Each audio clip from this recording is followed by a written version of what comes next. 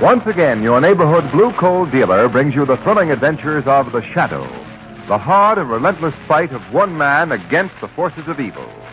These dramatizations are designed to demonstrate forcibly to old and young alike that crime does not pay. Friends, war has driven the demand for anthracite coal to an all-time high. Yes, anthracite is pitched in to do 5 big extra wartime heating jobs, of which replacing wood is just one. That's right, friends. Wood, cordwood, was an important peacetime fuel. But suddenly it disappeared. All over rural America, wood piles vanished. The cutters were off to war or to work in war plants in the cities. 544,000 homes faced bitter cold weather without fuel unless anthracite was immediately supplied. But you can bet it was supplied, friends. And not just to meet this missing wood emergency, but to meet other wartime demands, too. To fill Uncle Sam's huge new military coal bins. To replace oil shipped to Africa. And coke now making steel in Pittsburgh mills. True, to meet these tremendously increased demands, you have been limited to 87.5% of last year's coal. But knowing how vital the coal thus made available is to victory, we know you are accepting this war limitation cheerfully.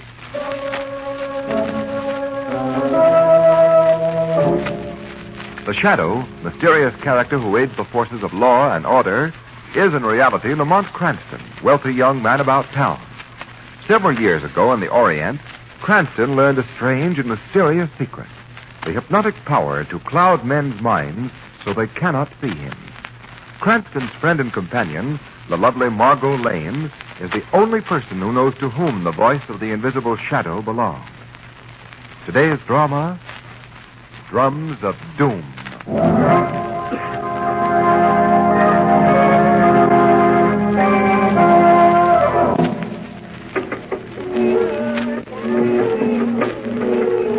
Lamont, have you ever seen such dancing?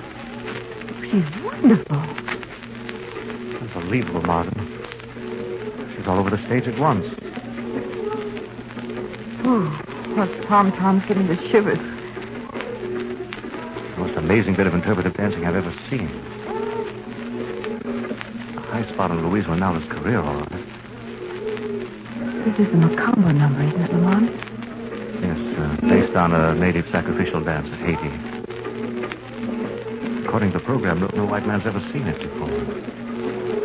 Look, Lamont. She's actually frozen in the middle of the stage, staring up as though she were hypnotized. Heavens! Something's wrong, Lamont. The curtain's coming down. Yes, I wonder what it... Oh, Lamont, what could have happened? Ladies and gentlemen, I regret to announce that due to a sudden indisposition, Miss Rinaldo will be unable to continue her performance. Oh, what a pity.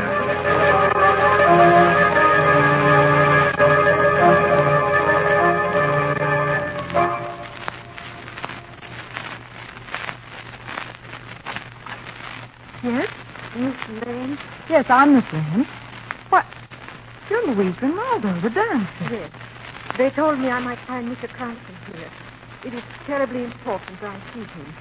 Oh, well, I'm expecting him shortly. Won't you come in? Thank you. Why, that was a brilliant performance you gave last night. I hope your sudden illness was nothing serious. Illness? They said unfortunate interruption in your performance last night. Oh, yes. Yes, it was most unfortunate. In the midst of life, there is always death. What? Oh, it is nothing. An old proverb. Oh, that's probably Mr. Cranston now. Excuse. Will you excuse me? Of course, Miss Lane. Hello, Margot. Lamont, Louise Rinaldo, the dancer's here to see you. She wants me? Yes, and she seems terribly frightened about something. Well, let's go and find out what this is all about. Hello, Miss Rinaldo. Miss Lane tells me you wanted to see me. Oh, yes, Mr. Cranston. It is very important. Could I speak to you alone? You can speak freely in front of Miss Lane. Oh, very well. I wanted to show you this. I know you have made a study of these things, Mr. Cranston, and I hope you would be able to help me. Where did you get this? I found it in my dressing room last night. And then, during the performance, I happened to look up in the scenery loft. A larger one hung up there, suspended in midair, like an omen of the devil. And that's when I screamed. Oh, Mr. Cranston, you've got to help me. I'm in terrible danger. Why, it's just a piece of black satin cut out in the shape of a little hand. Do you have the scissors, Margot? Wait, yes. Just a minute, Lamont. Oh, Mr. Cranston, I don't know what to do. They are after me. Come now, Miss Ronaldo. You've got to pull yourself together. Here, this is... Oh, thanks, Margot. I will cut open this hand.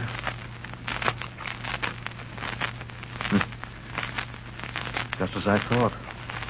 A bone and dust inside. I'm afraid I don't follow all that.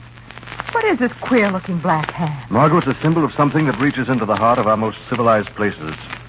In the black jungles of Haiti. Sounds menacing. It is. This little black hand is a voodoo. Voodoo? Yes, Margot, the black magic of Haiti. This little black hand is the calling card of the voodoo. Whoever receives it is marked for death.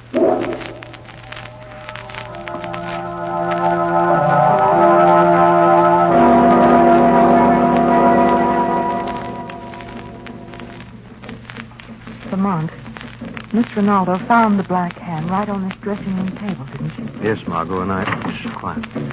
Oh, I didn't know Mrs. Ronaldo had visitors. Well, she asked us to wait in her dressing room until the performance was over. I am sorry, Mrs. Ronaldo said. I come to get castanet for her next number. Sarah, have you been with Miss Ronaldo long? 6 months. I must go. Mrs. Ronaldo waits for castanet. Not very talkative, is she?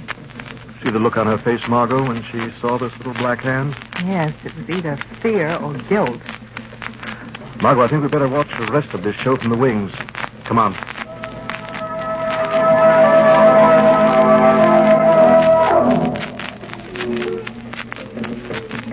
Lamont, she's giving a magnificent performance. No one in the audience would ever suspect that that poor girl's terror-stricken. Mr. Cranston. Yes. I'm Ralph Henderson, Miss Ronaldo's manager. Oh, how do you do? This is Miss Lane. How do you do? Louise has told me that you consented to help her. Frankly, I'm afraid for her. She never was very strong, and this fear that's taken hold of her seems to be undermining her health completely. Mr. Henderson, do you know anything about Miss Ronaldo's maid, Sarah? She's a native of Haiti, isn't she? Yeah, she's a strange girl, full of native superstitions. Do you have any idea who might have put that voodoo in Miss Ronaldo's dressing room last night? Oh, I've been trying to figure it out. You see, I know a bit about Haitian folklore myself. Perhaps Louise may have unwittingly antagonized the natives on her trip to Haiti. Well, the arm of the voodoo is long, Mr. Cranston. You mean Zara? Well, she'd be the most likely suspect, but she seems so devoted to Louise. Good heavens, the sandbag's fallen. He's been hit. Get a doctor, Was quick. it Miss Ronaldo? I can't tell. There's so much confusion out there. Bill, ring down the curtain.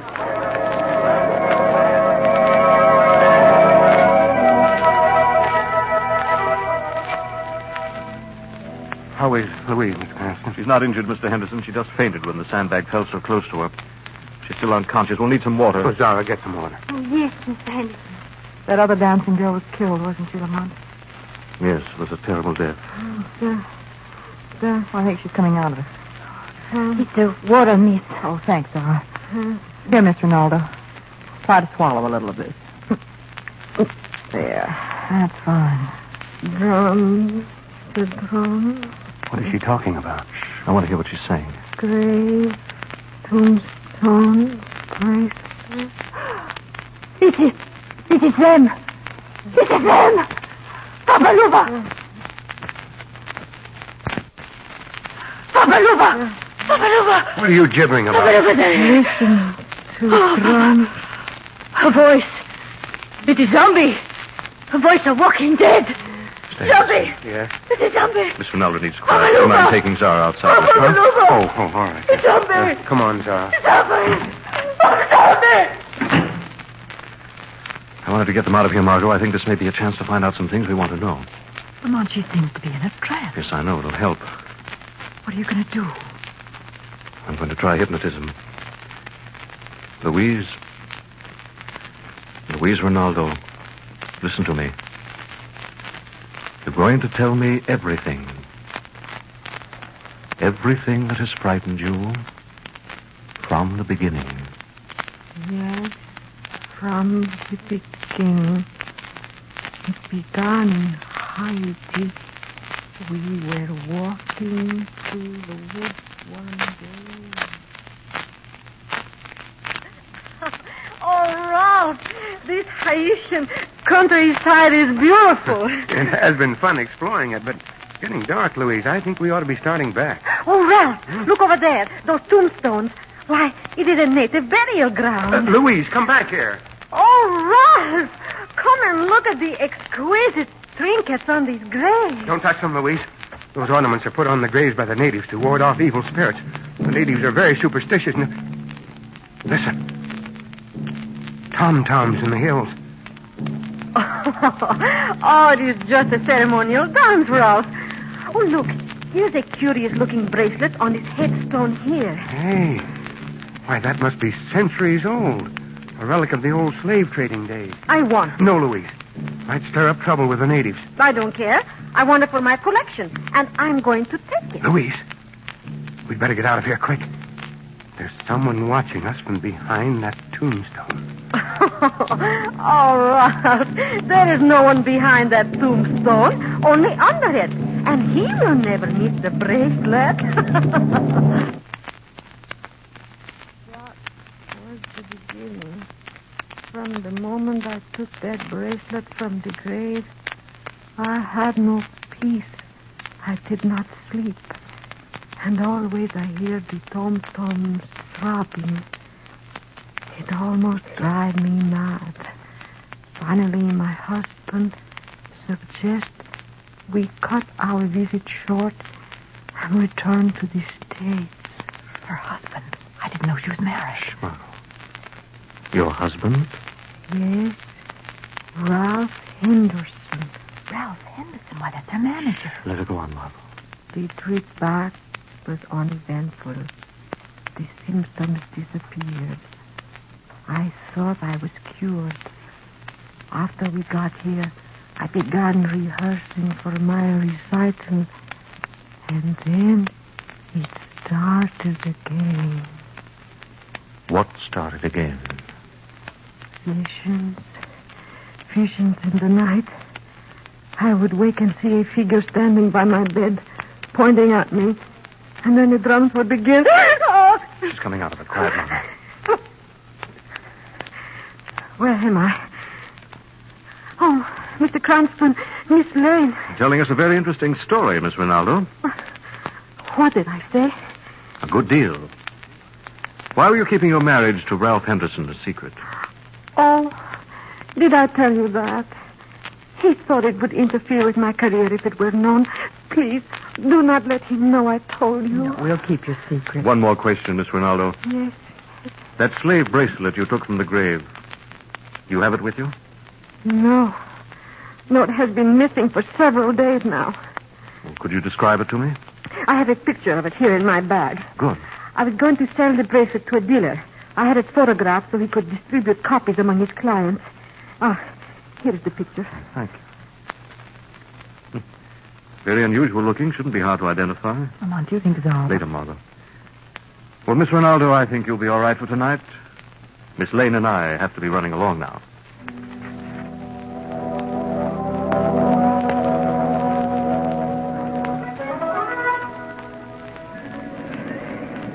Miss Lane, Mr. Cranston, I'm over here. Oh, there's Shreve's cab, Lamont. Hey, where have you two been? You said I should meet you here after the show, you said. It's been over for hours. Get in, Margot. I'm sorry, Shrevey. We had a little business backstage. Hope you didn't mind waiting. No, I didn't mind. I didn't. I had the meter running the whole time.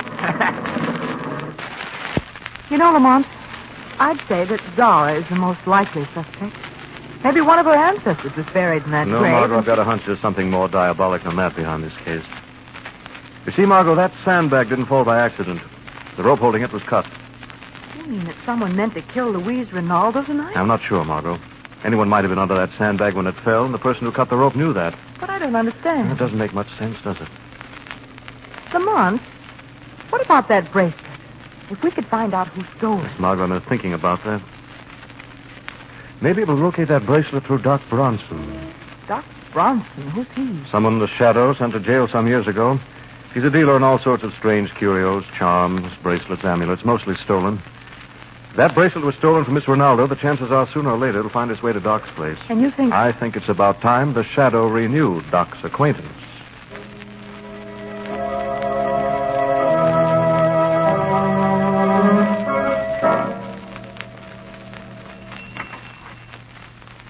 Yes? What can I do for you? Well, that's fine. There's no one here. I could have sworn I heard the door open. Who's that? You forgotten your old friend, Doc? That voice. It's the Shadow. So you do remember me. What do you want with me this time, Shadow? I ain't done nothing. Little black hand I've just thrown on the counter. Do you recognize it? No, I never saw it before. Haven't you, Doc? What about that bracelet you're fingering so nervously? Where did you get it? Oh, a friend gave it to me. That bracelet was stolen from Louise Ronaldo, the dancer. It's a collector's item worth a fortune. Worth even murder. I don't know what you're talking about. You're lying, Doc. I remember receiving stolen goods is one thing, murder is another. Murder? I ain't mixed up in no murder, Shadow. Where did you get that bracelet? All right, I'll tell you. Nobody's going to pin a murder rap on me. Some customer gave it to me as payment for a job I done. What job? That little black hand. This customer asked me to make him another one, just like the one I made for Gloria Nelson. Gloria Nelson? Gloria Nelson died under mysterious circumstances a few years ago. Or maybe she was murdered, Doc. Honest, I had nothing to do with it. All I did was... Who had you make those voodoos, Doc? It was... Doc! Doc! He's dead.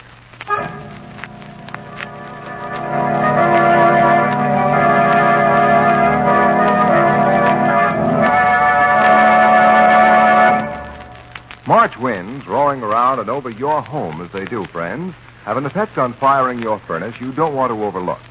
Yes, high winds inevitably increase the pull of the draft in your chimney and accelerate the rate at which your fire burns. What can you do? Well, close the turn damper as far as possible, for one thing. But the best thing to do is install an automatic heat regulator now. Do it now for two reasons. First, to save precious coal. At this season particularly, hand control of furnace dampers is inefficient and wasteful. Trying to keep up with changes in wind velocity makes correct hand regulation practically impossible. So install a heat regulator and let it control those dampers for you efficiently, automatically.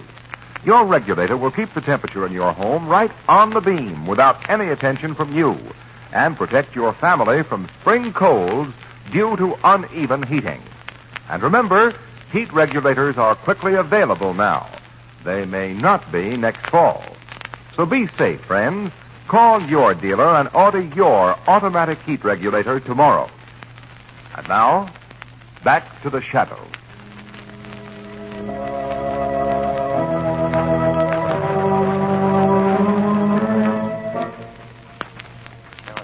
Commissioner Weston will see you now, Mr. Cranston. Oh, thanks, officer. Well, hello, Mr. Cranston. Oh, Mr. Henderson. Were you just in talking to the commissioner? Yes, that unfortunate accident at the theater. Police have been conducting an inquiry. Oh, is that so? I hope you're not one of the suspects. No, I'm afraid my visit here is purely social. Commissioner's a good friend of mine. Oh, how is Miss Ronaldo? Well, Mr. Cranston, I'm afraid her health won't stand up under the strain. Her heart isn't too strong. Why don't you get her to go away for a while? I've suggested that, but she won't hear of it. Well, I've got to get back to the matinee. Goodbye, Mr. Cranston. Goodbye, Mr. Henderson. Oh, hello, Cranston. What's on your mind? Hello, Commissioner. I wonder if you'd do me a favor. What is it? Remember the Nelson case about 2 years ago, I think it was? Nelson? You mean Gloria Nelson, the heiress? That's right.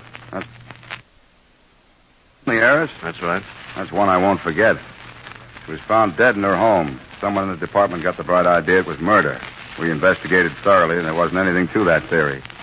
Gloria Nelson died of a heart attack. But what's that favor you were going to ask? Well, I'd like the name of Gloria Nelson's nearest living relative. You probably have it in the files. What's on your mind, Cranston? You haven't found out anything, have you? Come, Commissioner, you know I have no interest in crime. Pardon me, Commissioner. I just got this report from the 9th Precinct. Old Doc Bronson's been found dead in his curio shop. Doc Bronson, huh? Looks like the underworld is settling accounts again. Well, think I'd better go down and have a look myself. Oh, but Commissioner. Huh? The file on Gloria Nelson, remember? Now, Cranston, you can't have it. It's against regulations. You'll find it in that first filing cabinet. Good old Weston.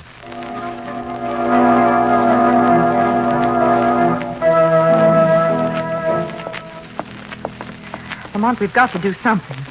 Louise Rinaldo just about got through her performance tonight. I never saw anyone so frightened. Yes, I know, Margot. Lamont. My door. It's open. Margot, wait out here. Be careful, Lamont. There's no one here. It's all right. Come in, Margot. Well, now, what do you suppose? I'm sure I locked the door. Look, Margot, on that chair. What is it? Little black satin doll with a dagger through its heart. What does it mean? Another sign of the voodoo, Margot. It means someone's going to die tonight. Oh, Lamont. Now, we've got to act fast. Go over to Louise Rinaldo's apartment. Don't alarm her, but get her out of there somehow. I've got a hunch we'll find the answer to some of our questions tonight in Louise Rinaldo's apartment.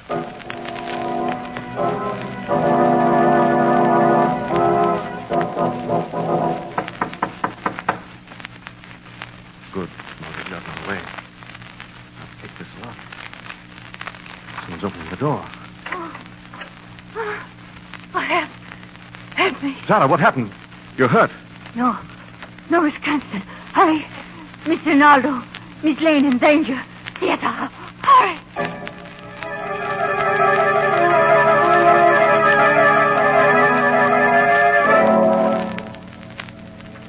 Louise, I don't think we should have come. But you heard the voice on the phone. It said I must come here to the theater at once if I wanted to end this horror. I'd like to know who made that call. There's nothing so menacing as a dark, empty theater. If only we could put on a few lights. No. Well, the voice said, in darkness the terror came. In darkness it must go. It said we must find the center of the stage and wait there. I don't like this. Suppose it's a trap for me. I think we ought to leave at once. The drums are back in my head again. They are following me. I hear them, too. Louise, we're getting off the stage right now. The light. Someone has turned his spotlight on us. Don't move out of the circle of that light. Who are you? You die here tonight. That voice seems to be coming from up in the scenery loft. I can't see the spotlight's blinding me. Leonardo, you took the dress of the grave. You have violated the sleep of the dead. You must pay with your life. No! Louise. You will die with her, Miss Lane. Oh, no. I will come down. Down. You die now. Light's gone out.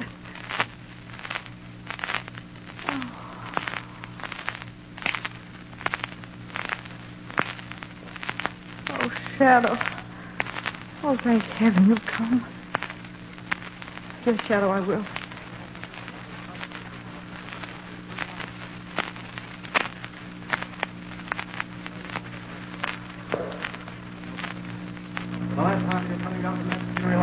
Why don't you come up and get me? All right, I will.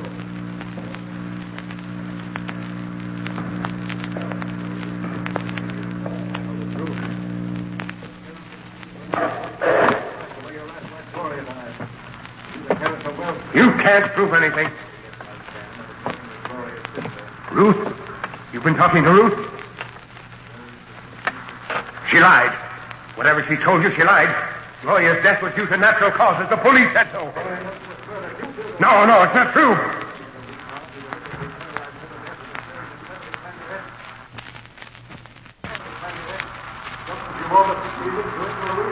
You know too much. Who are you? You won't be be a shadow when I get the spotlight focused on you. There.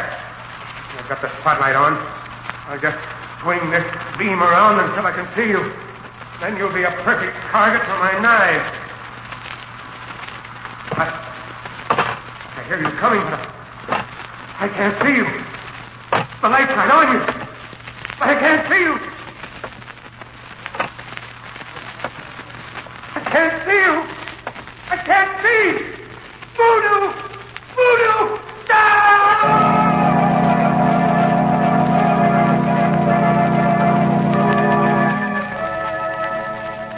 But, Lamont, I still don't understand what made him do it. And you see, Margot, Henderson, alias Nelson, was a psychological murderer.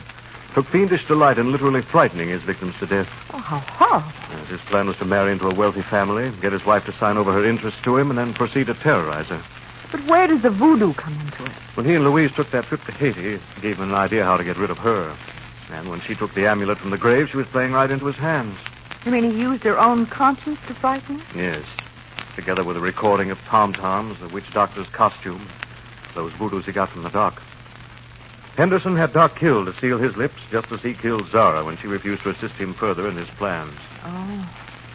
Then Zara was in the scheme, too. Yes. She confessed just before she died. But, Lamont, where does that falling sandbag fit into the picture? All part of Henderson's campaign of fear, Margot. Oh, I see. You know, you never did tell me what happened up there in the scenery loft with Henderson and the shadow. Well, naturally, Henderson couldn't see the shadow coming. He must have fallen a victim of his own power of suggestion. Thought the shadow was some kind of black magic that had finally caught up with him. And as a result, he jumped to his death from the catwalk.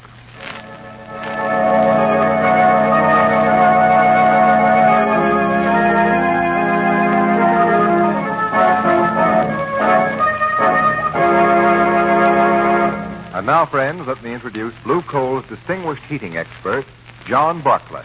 Thank you, Ken Roberts, and good evening, friends. Or perhaps I should say good afternoon, with the days so much longer. Spring is here, or will be shortly. And spring brings with it special conditions to keep in mind in heating your home. First, as we've noted, the day is longer. And the sun's rays are daily gaining in strength, too. So what you want to be sure to do is get all the good you can out of those solar rays. Let the sun help heat your home. Keep the shades up. Allow it to shine in all you can. That'll help quite a lot. You'll be surprised how much. Now, another thing is the problem of high winds. Watch out for them. They create a stronger draft in your chimney, cause your fire to burn too fast and overheat your home. Offset high winds by closing the turn damper of your furnace just as far as you can. And I'd like to repeat an earlier warning about carrying a deep fire even in mild weather. Remember, another little trick of spring weather is the sudden drop in temperature. So for best results, even in mild weather, keep a deep fire. Then you're always prepared. I thank you.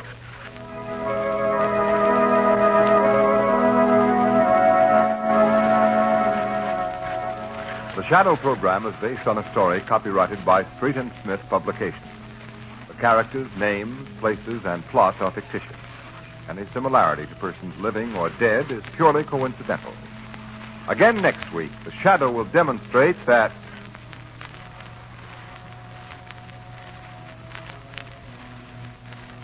next week, same time, same station, your friendly Blue Coal dealer brings you another strange and thrilling adventure in the Shadow's daring battle against the forces of evil.